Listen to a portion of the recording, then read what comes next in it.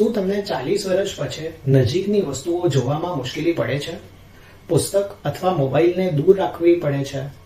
આ સામાન્ય છે. એને આપણે પ્રેસબાયોપિયા અથવા બેતાળા કહીએ, યાની ઉંમર સાથે નજીકની દ્રષ્ટિની કમજોરી. આંખની લેન્સ યુવા વયમાં લવચીક હોય છે, પણ 40 પછી સખ્ત થઈ જાય છે. તેથી નજીકની વસ્તુઓ પર ફોકસ કરવાનું મુશ્કેલ પડે છે.